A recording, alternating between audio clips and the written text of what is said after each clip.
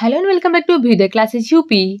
आज के इस वीडियो में हम नाभिकीय भौतिक से रिलेटेड क्वेश्चन देखने वाले हैं। जैसा कि अपनी पिछली वीडियो में हमने ध्वनि टॉपिक साउंड का जितने भी क्वेश्चन थे, इससे जितने भी क्वेश्चन बन सकते थे, हमने ऑलरेडी सब देखा हुआ है। हर एक क्वेश्चन को डिटेल में हमने हर एक ऑप्शन को समझा हुआ है। उसके पहले हमने उष्मा हीट से रिलेटेड जितने भी क्वेश्चन थे एलटी ग्रेड में पहला क्लास ही हमने उष्मा की लगाई हुई है।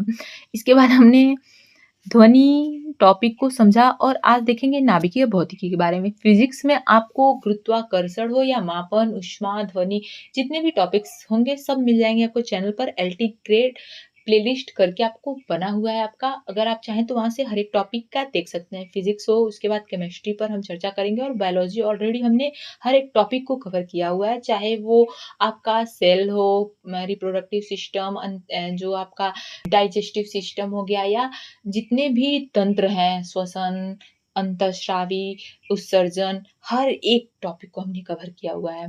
सूक्ष्म जैविक से संबंधित जितने भी रोग होते हैं, बैक्टीरिया, वायरस, प्रोटोजोआ, जुआ, जो भी है, सब हर एक चीज हमने चर्चा किया हुआ है। तो अगर आपको किसी भी टॉपिक का वीडियो चाहिए तो आप एनसीईआरटी 6 to 12 साइंस सीरीज में बायोलॉजी का देख सकते हैं हर एक टॉपिक, और एलटी ग्रेड में आप फिजिक्स का ये सीरीज चालू है, क्लास चालू है। ये हमारा 3rd क्लास है इसमें, ठीक है।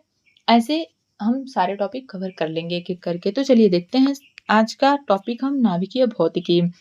इसमें क्वेश्चन की ओर बढ़ने से पहले अगर आप चैनल पर नए होंगे तो प्लीज चैनल को सब्सक्राइब कर लेंगे, और वीडियो आपको अच्छी लगेगी तो लास्ट में लाइक शेयर कर देंगे, ठीक है।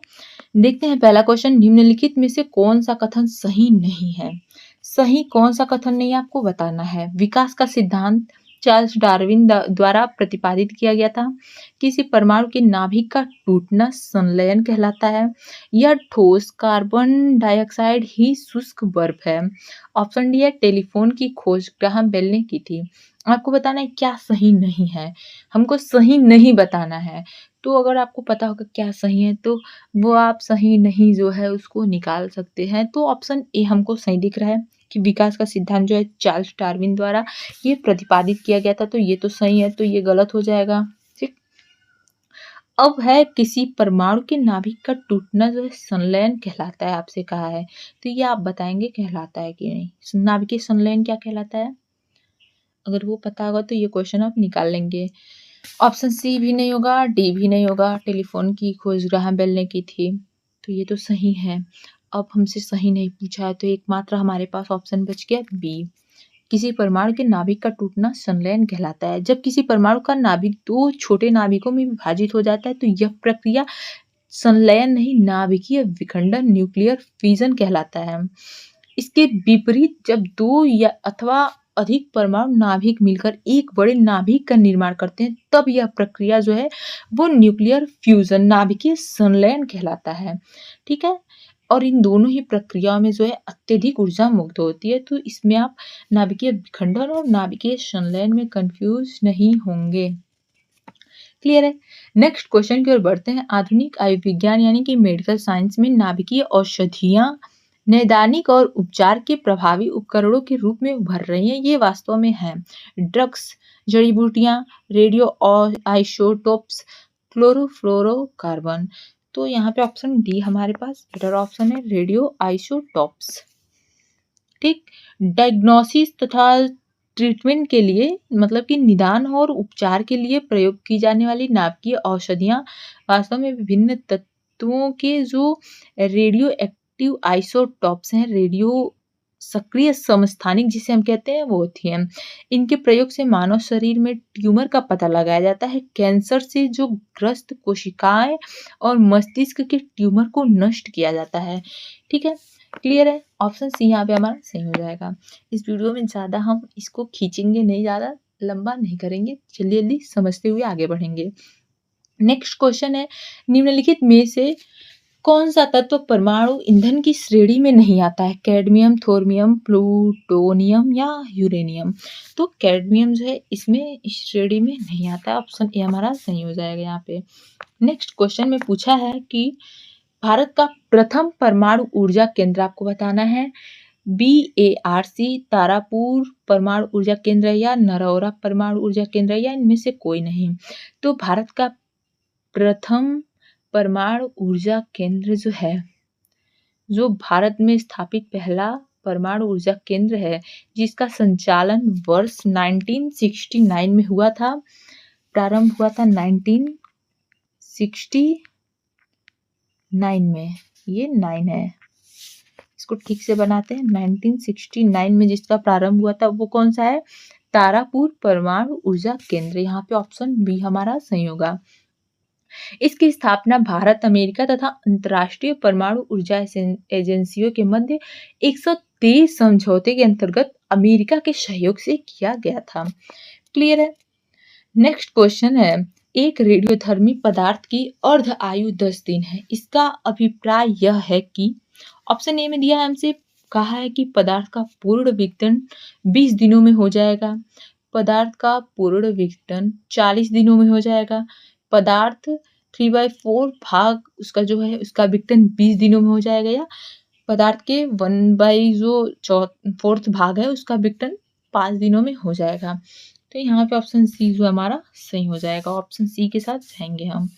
ठीक है, नेक्स्ट क्वेश्चन है, पोखरण नाभिकीय परीक्षण 1974 का आधिकारिक कोड पूछा है। यहाँ पे क्या था? स्माइलिंग बुद्धा था, थंडर बोल्ट था, या नरोरा था, या तारापुर था? तो 18 अगस्त 1974 को भारत ने पोखरण जो परीक्षण रेंज है राजस्थान, ध्यान में रखेंगे आप, उसमें अपना प्रथम नाभिकीय परीक्षण जो न्यूक्लियर टेस्ट है, पहला न्यूक्लियर टेस्ट किया था, जिसका कोड स्माइलिंग बुद्धा था। स्माइलिंग बुद्धा हमारा ऑप्शन में ए में है, सही हो जाएगा। स्माइलिंग बुद्धा था। इस परीक्षण के बाद भारत विश्व का जो है छठा परमाणु शक्ति संपन्न देश बन गया था। ठीक है, और पुनः 11 से 13 मई 1998 के मध्य भारत ने पोखरण में ही 5 परमाणु परीक्षण किए, जिसे ऑपरेशन शक्ति का नाम दिया गया। इस ऑपरेशन का नाम भी याद में रखेंगे कि कब किया गया था और कितना किया गया था, और इसका क्या नाम था? ऑपरेशन शक्ति।